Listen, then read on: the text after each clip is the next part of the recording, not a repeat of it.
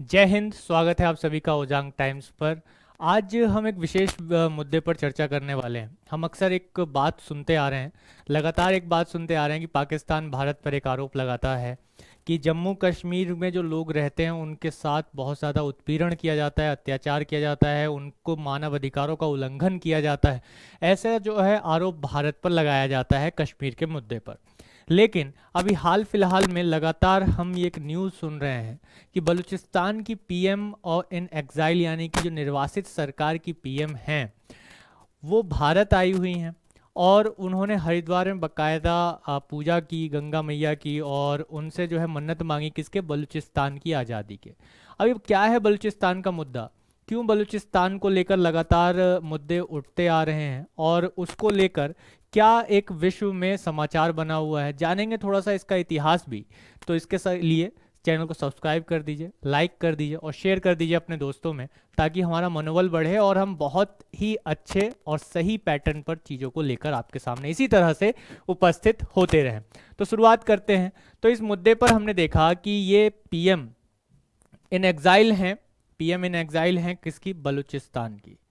बलूचिस्तान की PM in exile हैं।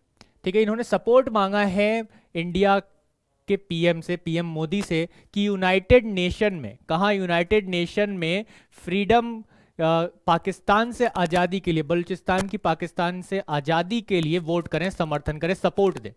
किससे मांगा है? भारत से इसका सपोर्ट मांगा है। और ये लगातार भारत के अलग अलग जगहों पर गई और इसके साथ साथ विश्व के अलग अलग देशों में भी इन्होंने भ्रमण किया और अपना समर्थन जुटाया। सपोर्ट मांग रही है लगातार कि यूनाइटेड नेशन में पाकिस्तान के अगेंस्ट आवाज़ उठाने में इनका समर्थन किया जाए।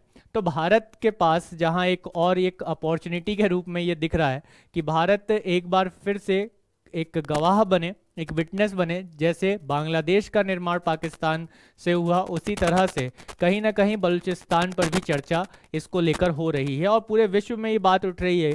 क्या जैसे भारत ने बांग्लादेश के निर्माण में एक सपोर्ट दिया, उसी तरह से यहाँ बलूचिस्तान के निर्माण में भी एक सपोर्ट देगा? इससे क्या जो पीएम है यहाँ पर, उनका नाम क्या है? उनका नाम है नैला नायला कादरी, जो prime minister of Balochistan government in exile में है, has made to appeal to Indian PM. Indian PM से इन्होंने अपील की है और इसमें उन्होंने कहा है नरेंद्र मोदी से कि ये सपोर्ट करें उन्हें, कहाँ? यूनाइटेड नेशन में सपोर्ट करें। Balochistan quest of freedom, Pakistan से आज़ादी के लिए उनको यूनाइटेड नेशन में सपोर्ट करें। कैसी आज़ादी? जो इलीगल ऑक्यूपेशन किया हुआ है, इलीगली अवैध रूप से पाकिस्तान ने बलूचिस्तान पर जो कब्जा किया हुआ है उससे आज़ादी दे। अब ये इलीगल क्यों कहा जा रहा है? क्यों इलीगल कहा जा रहा है? क्या वाकई में ही ऐसा हुआ है या केवल और केवल इसको लेकर धारणाएं बनाई जा रही हैं? इसके अलावा उन्होंने कहा कि prime minister Narendra Modi and the BJP government have an opportunity, उनके पास एक अवसर है आज, उनके पास एक अवसर है आज। किनके पास? भारत के सरकार के पास, भारत के प्रधानमंत्री के पास ये अवसर है कि वो बलूचिस्तान को सपोर्ट करें यूनाइटेड नेशन में।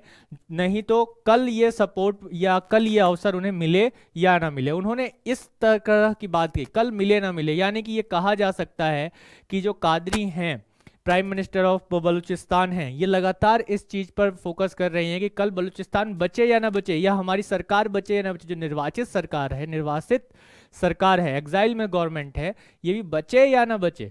क्या पता कोई आवाज़ उठाने वाला हो या ना हो, ये मौका दोबारा मिले ना मिले। वो उन्होंने इस पीड़ा के साथ अपनी बात को प्रधानमंत्री नरेंद्र मोदी जी के सामने रखा है।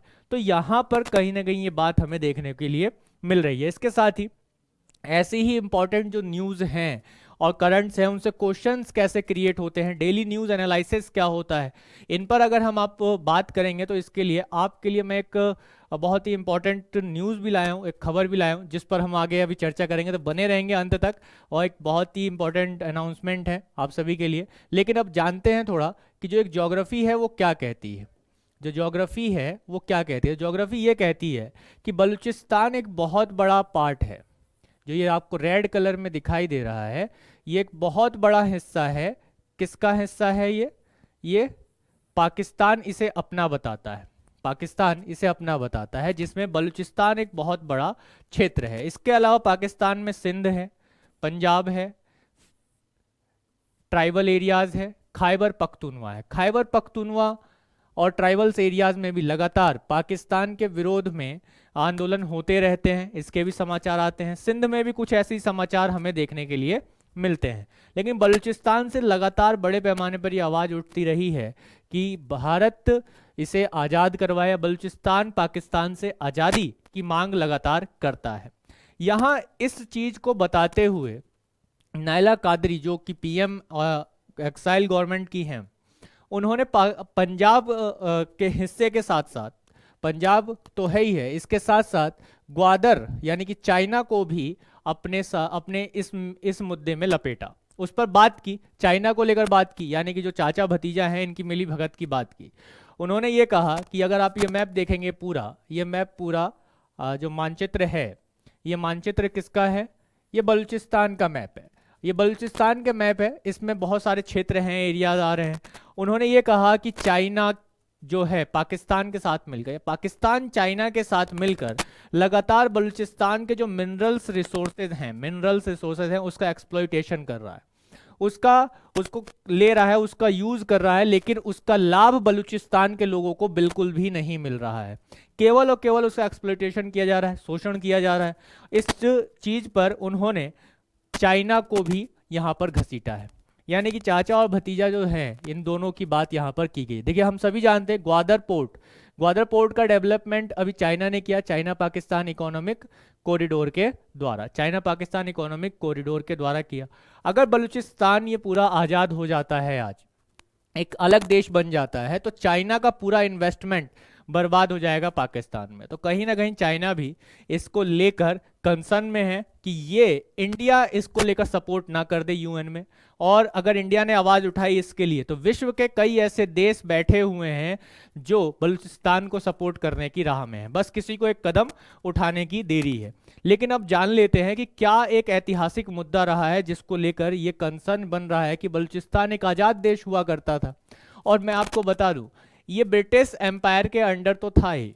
जब हम देखते हैं, थोड़ा सा इतिहास टटोलते हैं, तो हम देखते हैं कि एक प्रिंसली स्टेट्स था, दूसरे अदर प्रिंसली स्टेट्स की तरह, राजवाड़ों की तरह ये भी एक रजवाड़ा हुआ करता था ब्रिटिश एम्पायर के अंडर, जिसमें यह अपने इंटरनल डिसीजन ले सकता था। जैसे कि हम सभी जानते हैं कि इंटरनल डिसीजन लेने की छूट हुआ करती थी रजवाड़ों को, वो ब्रिटिश के साथ से अपनी सुरक्षा ले लिया करते थे, अपने बाउंड्रीज की सुरक्षा लिया करते थे, लेकिन उसके साथ साथ क्या था, इंटरनल डिसीजन यानी कि अपने आंतरिक निर्णय वो खुद लिया करते थे। तो ऐसा ही एक प्रिंसली स्टेट ये हुआ करता था।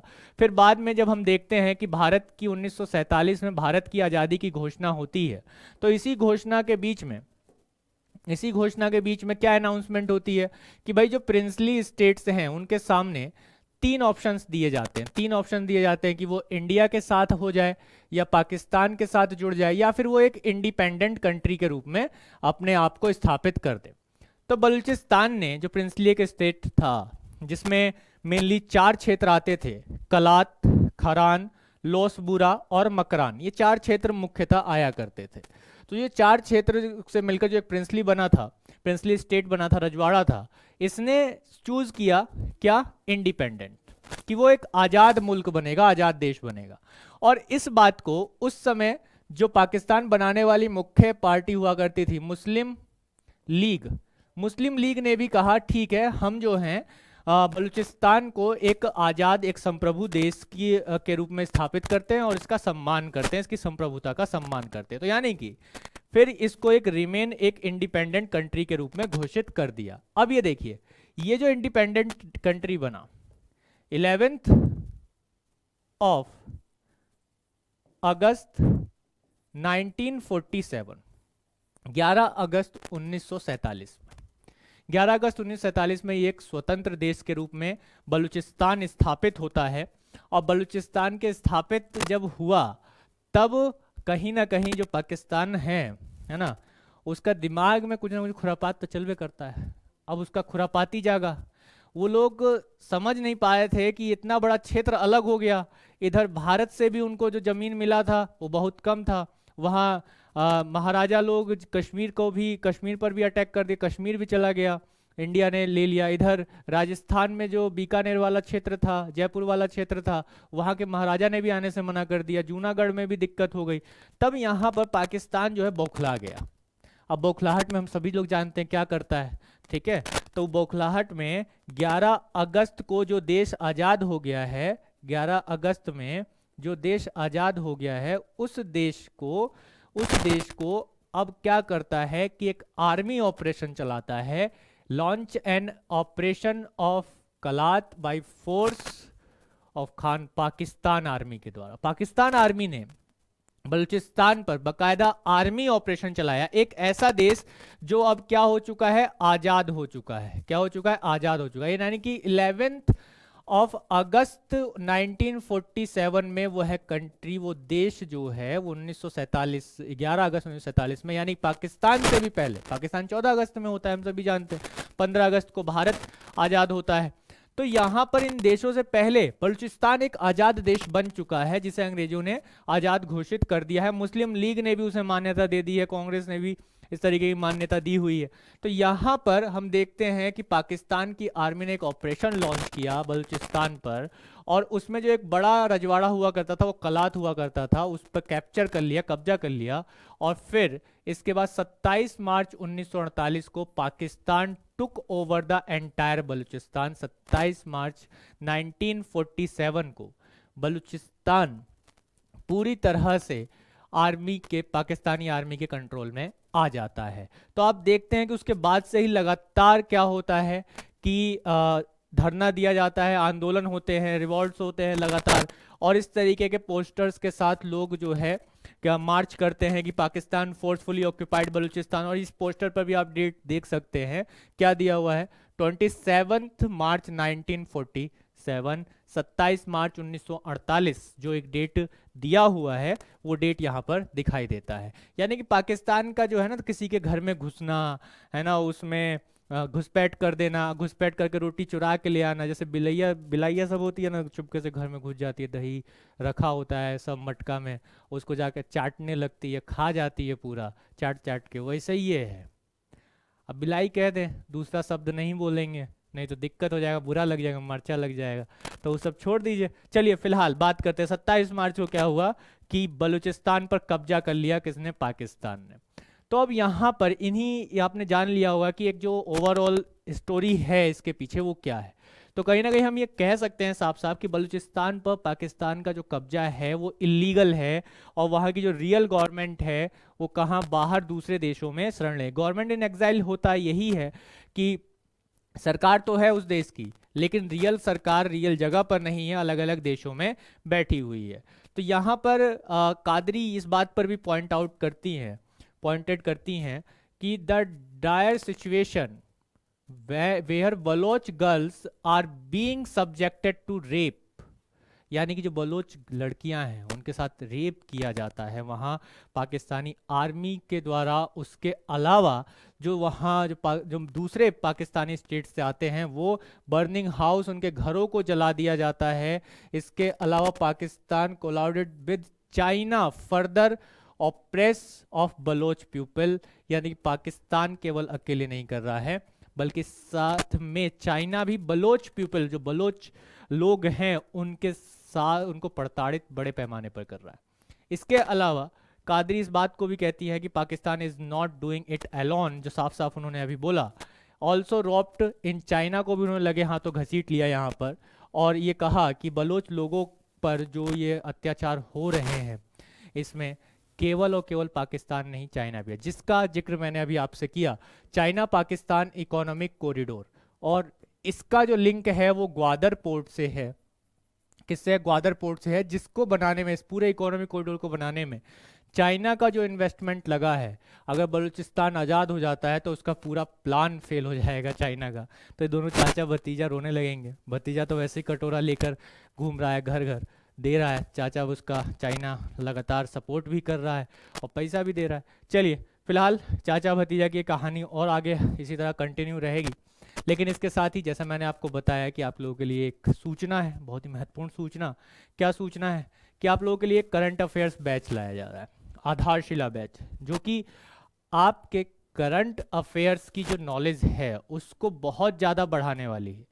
और इस से प्रश्न कैसे बनेंगे, केवल हम यहाँ पे न्यूज़ एडिटोरियल को या न्यूज़ को एनालाइज नहीं करेंगे, वो तो सब कोई करता है। हम क्या नया करने वाले हैं, हम नया ये करने वाले हैं कि जो आपके न्यूज़ हैं, चाहे वो द हिंदू से हो, पीआईबी से हो, केवल द हिंदू पर फोकस नहीं रहेगा, पीआईबी अदर न्यूज़पेपर्स, उनसे मेन न्यूज़ को निकाला जाएगा, क्रक्स निकाला जाएगा, और उस न्यूज़ से रिलेटेड प्रीलिम्स ओरिएंटेड डिस्कशन हम लोग करने वाले हैं। मतलब न्यूज़ को एनालाइज करेंगे, उससे रिलेट करके आपको एक क्वेश्चन आपके सामने रखा जाएगा, ठीक है, दिया जाएगा, आप आंसर दीजिए सामने लाइव में। इसके अलावा कल अगले दिन उस पर हम लोग डिस्कशन करेंगे आप लोगों के साथ, ठीक है। यहाँ हम देखेंगे करंट अफेयर्स का बचता कैसे है, यूपीएससी कैसे इसमें जो है आपको पीछे छोड़ता है। और कई लोगों को के ये डाउट्स होते हैं कि सर न्यूज़पेपर कैसे पढ़ें, तो न्यूज़पेपर पढ़ने का सबसे सरल और सटीक तरीका इसी तरीके से मैं आपको बताता हुआ इसमें चलूंगा। तो इस आधारशिला बैच को फटाफट ज्वाइन कर लीजिए। 7 अगस्त से जो है इसकी शुरुआत हो जाएगी, 7 अगस्त से। पहले 100 छात्रों के लिए फीस आपके सामने रखी गई है, ठीक है। तो बहुत ही अच्छा बैच है, आधार को आपके बनाएगा और करंट अफेयर्स पर आपकी नॉलेज को विकसित करेगा। इसके साथ ही अन्य जो एक महत्वपूर्ण बैच है RFR मेथड से जो है ऑनलाइन और बाइलिंगुअल बैच है ये, ठीक है। और ये एक ऐसा मेथड है जो आपके जीएस प्रीलिम्स को क्रैक करने में इतना सहायक होगा कि आप 2024 का जीएस प्रीलिम्स बहुत ही आसानी से निकाल पाएंगे, जिसमें 12,000 प्रश्नों पर आपके साथ डिस्कशन है, चर्चा है। ऐसा नहीं है कि प्रश्न करवाया और चले गए, एक्सप्लेनेशन प्रॉपर वे में दिया जाता है। तो जल्दी से ज्वाइन कर लीजिए RFR बैच, जिसकी फीस आपके सामने है। 10 अगस्त से ये शुरू हो जाएगा और ये सुनहरा मौका है उन लोगों के लिए जो वाकई ही सीरियस हैं, इस कंडीशन में हैं कि हाँ उन्हें 2024 का प्रीलिम्स निकाल ही लेना है, आर या पार कर देना है। तभी तो मेंस लिखोगे भैया जब प्रीलिम्स निकालोगे। चलिए एक और सूचना आप सभी के लिए बहुत ही महत्वपूर्ण, जो कि एक अच्छे मार्गदर्शक की आवश्यकता हर किसी को होती है, ठीक है। गुरुकुल ऑफलाइन बैचेस हमारे चल रहे हैं, 2 बैचेस हमारे फुल हो चुके हैं, तीसरा बैच जो है हमारा उसको स्टार्ट किया जा रहा है 17 अगस्त से। अभी ऑफर में है, 50% ऑफ, ऑफर सीमित है, 50% ऑफ है, ऑफर सीमित समय के लिए है और आपके सामने यहाँ ये ऑफर रखा हुआ है। आप इन नंबर्स पर कॉल कीजिए और गुरुकुल को ज्वाइन कीजिए। गुरुकुल में ना केवल आपको पढ़ाया जाएगा, आपकी सिलेबस कंप्लीट किया जाएगा, बल्कि आपकी दिनचर्या को भी पूरी तरीके से मेंटेन किया जाता है।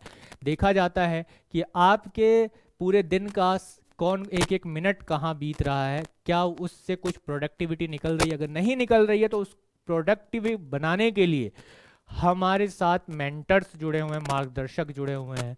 और ये एक पूरा अभ्यास क्षेत्र है गुरुकुल, और इस गुरुकुल के मुख्य द्रोणाचार्य के रूप में ओजांग सर हैं और ओजांग सर के सानिध्य में आप रहेंगे। अन्य जो मेंटर्स हैं, मार्गदर्शक हैं, उनके सानिध्य में रहेंगे। फिर आपको आपके लक्ष्य तक पहुंचने से कोई नहीं रोक सकता है। तो जो भी कैंडिडेट चाह रहे हैं अपना रजिस्ट्रेशन कराना, अपना सिलेक्शन लेना, इस बार बैच प्रारंभ होगा 17 अगस्त से 2023 से। तो आप सभी लोग इस नंबर पर कॉल कर लीजिए ओजांग सर से काउंसलिंग के लिए। तो जल्दी से इस चीज़ को भी शेयर कर दीजिए अपने उन दोस्तों में भी जो चाहते हैं कि इस बार सिलेक्शन ले ही ले। अभी नहीं तो कभी नहीं के सिद्धांत पर चलने वाले जो कैंडिडेट हैं वो जरूर कॉल करें। तब तक के लिए मिलते हैं अगले सेशन में। मुझे विदा दीजिए, अपना ध्यान रखें, खुश रहें, मस्त रहें, ज़बरदस्त रहें। जय हिंद।